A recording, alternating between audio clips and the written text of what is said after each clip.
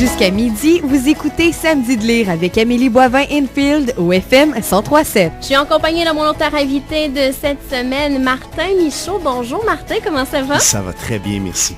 Et j'aimerais qu'on te présente aux auditeurs. Tu es né en 1970 du côté de Québec. Oui. Est-ce que tu as grandi à Québec? J'ai grandi à Québec. J'ai vécu à Québec jusqu'à l'âge de 21 ans. Et après ça, j'ai commencé à travailler. J'ai fait mon stage dans un bureau d'avocat de Montréal et je ne suis jamais reparti de Montréal. Et tu as été avocat pendant plusieurs années? Oui, puis en fait, c'est ça, je disais à ma conjointe et à mes enfants hier que je fêtais mon 20e anniversaire. Ça fait 20 ans que je travaille comme avocat. En fait, cette année, c'est la première année où je ne travaille plus comme avocat, donc je suis auteur à temps plein. Et comment on se sent d'être auteur à temps plein? C'est merveilleux. C'est merveilleux? Oui, vraiment. Et on compare beaucoup ton travail avec beaucoup d'artistes internationaux, auteurs internationaux, des grands noms du trailer. Comment on se sent de se faire comparer à des grands noms comme ça? Ah, écoute... On dit toi que tu es le maître du trailer québécois. Oui, ben en fait, écoute, c'est sûr que c'est flatteur, mais honnêtement, je m'arrête jamais à penser à ça. Moi, je suis vraiment, dans le fond, toujours dans la création de mon prochain roman. Les romans que j'ai déjà écrits et donc, sur lesquels on dit, bon, ça ressemble à tel truc, c'est aussi bon que tel auteur. Pour moi, c'est derrière. Je suis content que les gens aiment ça. Je suis content, par exemple, de gagner des prix. Je suis content qu'on fasse de bonnes critiques sur ces romans-là, mais honnêtement, moi, ma tête, elle est dans le roman que je suis en train d'écrire ou dans l'autre roman que je suis en train d'imaginer. Et tes trois premiers romans, Il ne faut pas parler dans l'ascenseur, qui est sorti en 2010, La chorale du diable en 2011, et je me souviens en 2012, tous les trois ont reçu des bonnes critiques. Ils ont été bien reçus, là. Oui, absolument. Non, écoute, sincèrement, j'ai reçu un accueil extraordinaire à la fois de la critique, à la fois des lecteurs, un lectorat fidèle, des gens enthousiastes, des personnes qui viennent me voir dans les salons du livre pour me dire à quel point, bon, ils ont aimé les romans. Donc, c'est un peu comme un conte de fées, mon histoire, là, depuis 2010, depuis que c'est commencé. Moi, pendant, dans le fond, 20 ans, je le disais tout à l'heure, j'ai travaillé comme avocat. Pendant toutes ces années-là, j'avais l'impression, pas de passer à côté de ma vie, mais d'avoir... j'avais cette impression-là que j'avais quelque chose en moi, que je me sentais écrivain, j'écrivais pendant toutes ces années-là. J'ai essayé de publier 2 romans qui ont été refusés. Qui n'étaient pas du roman policier? Non, qui n'étaient pas des romans policiers. À l'époque, je faisais de la grande littérature.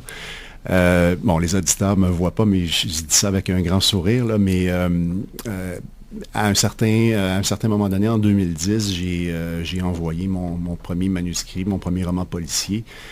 À partir de là, ça a fonctionné et vraiment, depuis ce temps-là, en l'espace de 3 ou 4 ans, je me suis bâti un lectorat important, fidèle. Mes romans ont reçu une belle réception au niveau de la critique. J'ai gagné des prix littéraires et donc là, à peu près 3 ans ou 4 ans après le début de l'aventure, présentement, je vis de ma plume. Donc, honnêtement, c'est comme un rêve éveillé. Et les premiers livres, les premiers manuscrits qui n'ont pas été publiés, est-ce que ça t'a donné envie de les publier, vu que les gens accueillent bien ton matériel? Oui et non. Oui, dans le sens où... il y en a un de ces 2 romans-là, je pense, qui est un bon roman. Je l'ai relu il y a quelques mois, puis je me disais avec un sourire, bon, ça nécessiterait un peu de travail, mais c'est un roman valable. Évolué depuis? Oui, absolument. L'autre roman, le premier que j'ai écrit, en fait, j'en ai écrit un à partir de l'âge de 25 ans. Je l'ai terminé à 31 ans. Donc, un roman que j'ai écrit sur une période de 7-8 ans, période pendant laquelle, j'avais 2 jeunes enfants là, qui nécessitaient beaucoup de mon temps, etc. Donc, c'était vraiment, je prenais du temps sur mes temps libres, mon temps de sommeil. Fait beaucoup de sacrifices pour écrire ce roman-là et pour me rendre compte après 7 ou 8 ans que c'était vraiment mauvais. Okay. Un roman que donc je n'essaierai jamais de faire publier.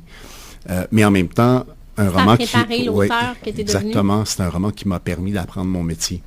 Est-ce que tu as fait des cours pour apprendre à bien écrire ou ça t'est venu instinctivement? Non, moi je suis vraiment autodidacte, donc je n'ai aucune formation en littérature, aucune formation en cinéma. Ceci étant dit, dans mon boulot d'avocat, mon travail c'était d'écrire des contrats. Des contrats en technologie de l'information, donc de rédiger des contrats quand même assez complexes.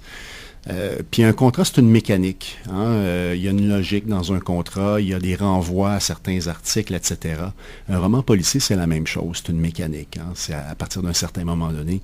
Si tu présentes des scènes au lecteur avec certains indices, il faut que tu ramènes ces indices-là, que l'action se déroule de façon logique. Et je pense que de faire ce travail-là pendant 20 ans, ça a formé, dans le fond, mon cerveau à résoudre le type d'équation qui est nécessaire de résoudre quand on écrit un roman policier. Donc, à avoir l'espèce de capacité de faire des structures complexes et donc de bâtir une intrigue sur 4, 5, 600 pages en s'assurant que ça soit cohérent. Et je lisais que tu te faisais des plans pour écrire tes scènes des livres. Oui, en fait, je travaille un peu comme un scénariste au cinéma. C'est-à-dire qu'avant de commencer à écrire, je fais un plan qui comporte toutes les scènes qu'on retrouve dans le roman. Alors, par exemple, mon dernier roman, je me souviens, il y avait à peu près 640 pages. Avant de commencer à écrire ce roman-là, j'avais un plan de 120 pages. Alors, ça veut dire que chaque geste ou chaque scène qui se retrouve dans le roman, elle était déjà dans le plan.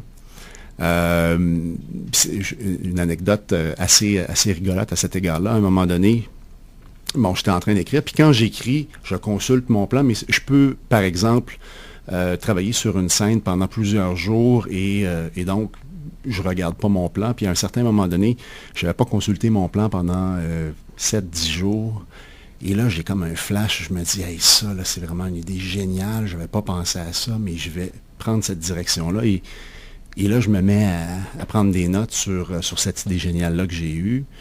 Je continue d'écrire le roman, puis à un moment donné, finalement, j'arrive à un certain point dans mon roman.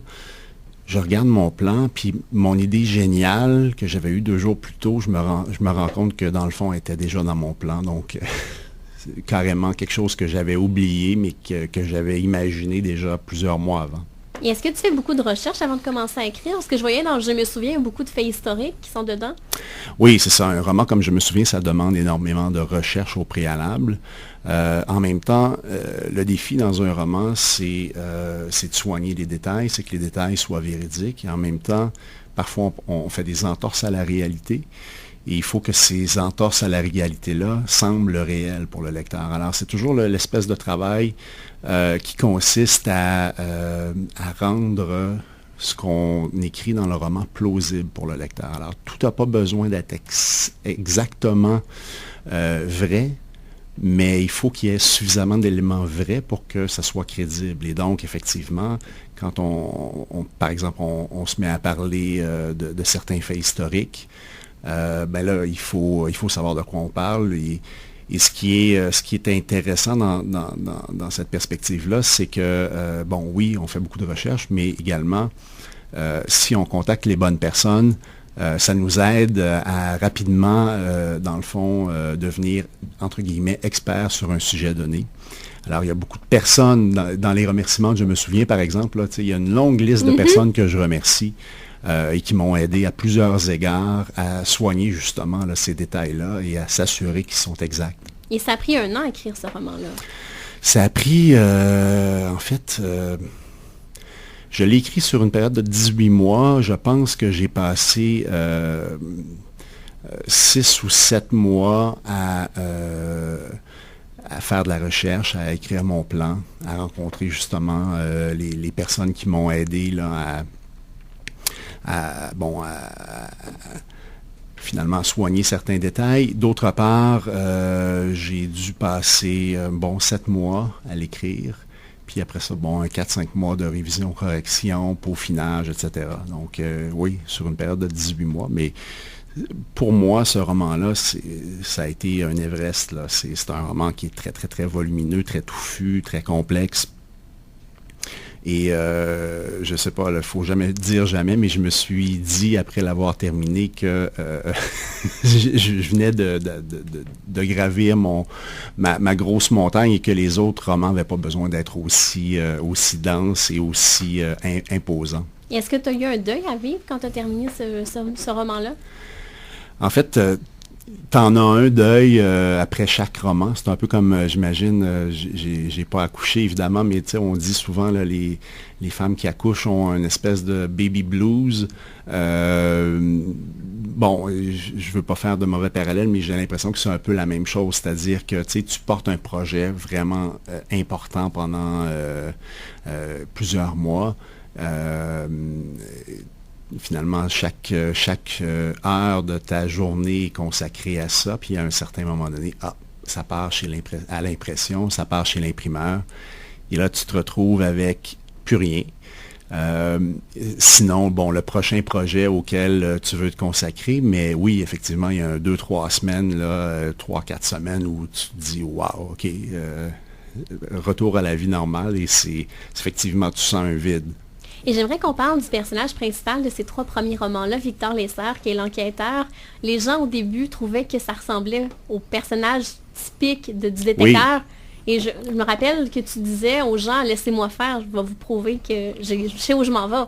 Oui, bien c'est ça. Ben, en fait, encore aujourd'hui, je reçois, par exemple, des courriels de lecteurs, j'en reçois beaucoup. Et j'en reçois de gens qui ont commencé à lire « Il ne faut pas parler dans l'ascenseur », qui me disent « Hey, c'est vraiment bon. Petit bémol, le personnage de Lessard est un peu cliché, alcoolique, divorcé, bon. » Et effectivement, ce que je dis à qui veut l'entendre, c'est que pour moi, ce personnage-là, je le fais évoluer. Mais pour l'amener où je l'amène, parce que bon, ceux qui ont lu, je me souviens, savent là, que c'est un personnage là, qui est loin finalement d'être cliché, mais il fallait le partir quelque part. Ben oui. Et ça, donc, effectivement, quand tu bâtis une série comme ça, effectivement, il y a des personnes qui font ce genre de remarques-là, qui d'elles-mêmes rectifient. Il y a des journalistes qui avaient dit ouais, un peu cliché, puis finalement, dans le 3e, ils disaient non, OK, on comprend effectivement qu'il est en train de faire évoluer ce personnage-là vers autre chose. Et il y a aussi Jacinthe Taillon. Oui, Jacinthe Taillon, personnage qui est apparu dans le fond dans la chorale du diable. Puis je vais t'avouer une chose, c'est que j'avais sous-estimé ce personnage-là. Pas que, dans le fond, je ne savais pas quoi faire avec, parce que déjà, quand je l'ai amenée dans la chorale du diable, je savais qu'elle allait être dans Je me souviens qu'elle allait faire équipe avec Lessard, mais ce que j'avais sous-estimé, c'est son potentiel comique. Et je me suis surpris à écrire des scènes et dans le fond, à me dire, peux-tu vraiment dire ça ou faire ça? Ah oui, elle peut.